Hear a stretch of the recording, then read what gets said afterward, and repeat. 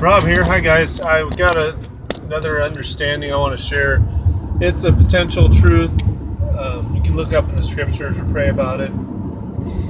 It's just an aspect of the what Revelation says is going to happen to the earth in the last days, and comparing it to the flat earth model that is coming out with evidence of late on YouTube in a strong way.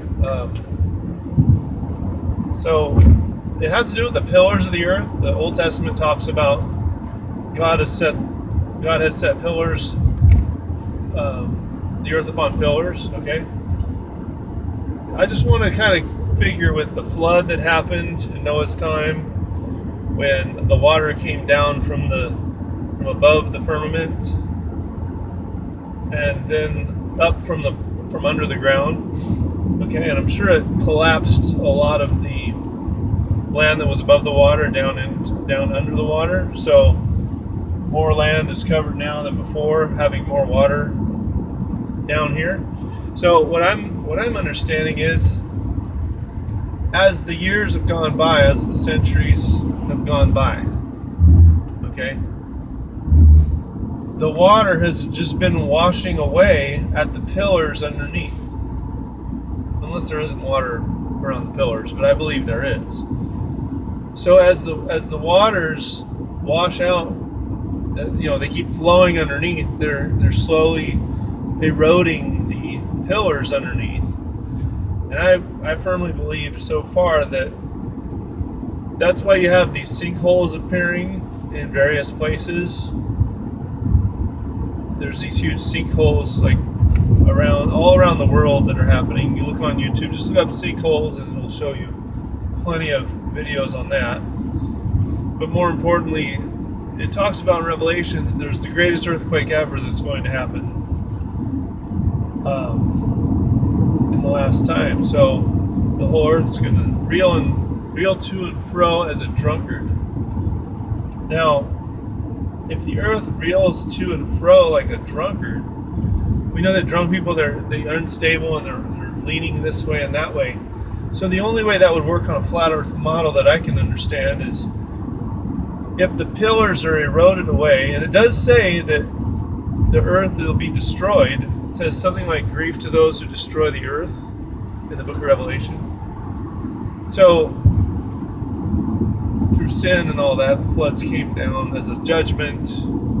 Also all the stuff that's been doing the drilling for oil, and who knows exactly what that's doing under there.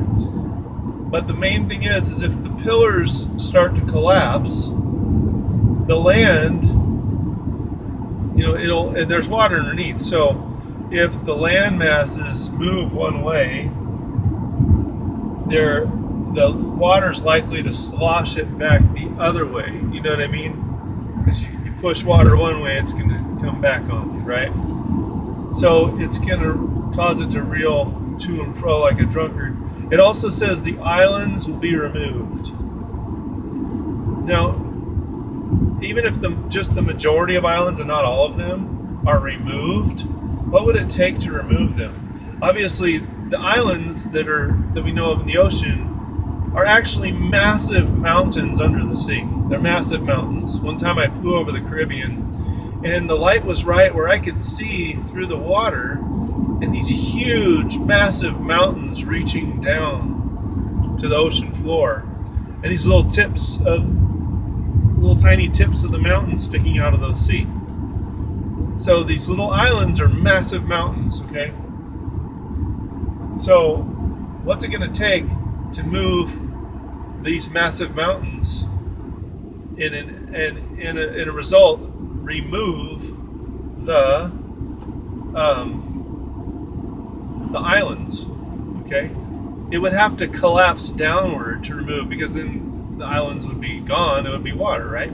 So there's going to be some kind, I believe, a collapse of the pillars underneath, where they're washed away, and then just a massive, also consider the water sloshing. Say a few pillars, one pillar goes, and then the other pillars are knocked by the landmass or can't handle the weight because that pillar is not handling it anymore.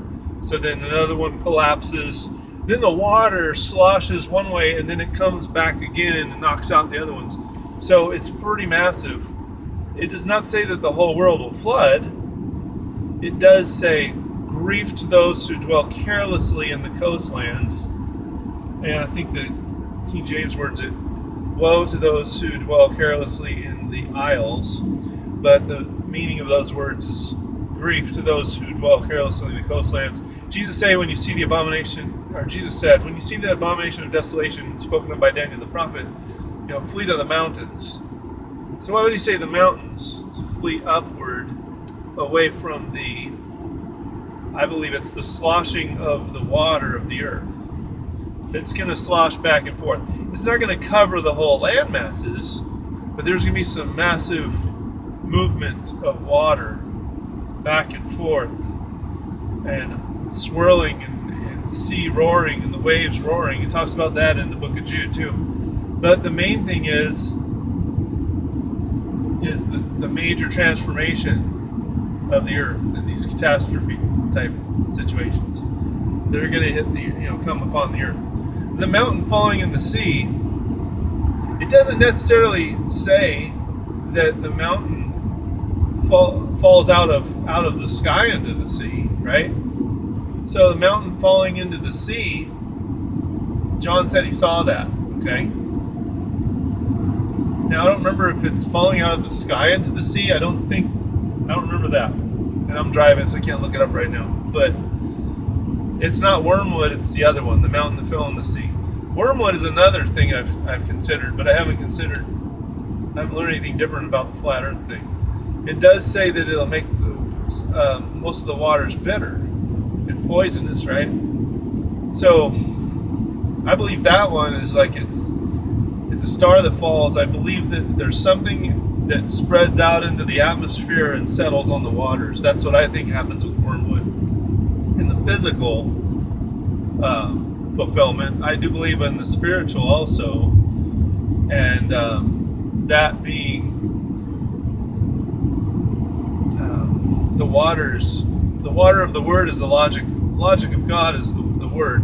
So bad water would be illogical, irrational reasoning. So I believe that has already spread.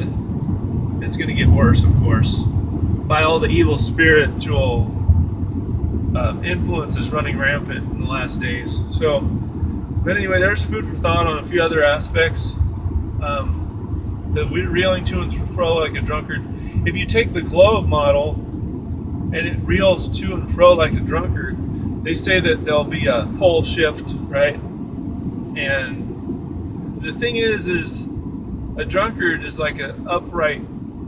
It has a top and a bottom. A globe would there's really no top and bottom. So it can't really reel to and fro like a drunkard. It would spin. It would wobble. I guess that's the best it could do to fulfill that as a globe model. But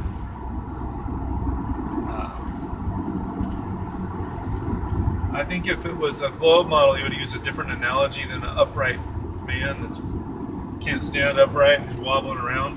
Probably some kind of a globe description, but that's just my opinion on that part. But anyway, I hope that food for thought helps you understand a little better.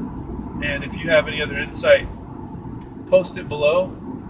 I'd like to understand as much as possible in these last days. I just like learning the truth because Jesus is the truth, and the more truth we can accumulate, the more we know the truth, and the more we are made free from the lies. The father of lies is the devil, and Jesus is the truth. So I'd rather have truth. Anyway, I pray you're blessed, and take care. In Jesus' name, take care.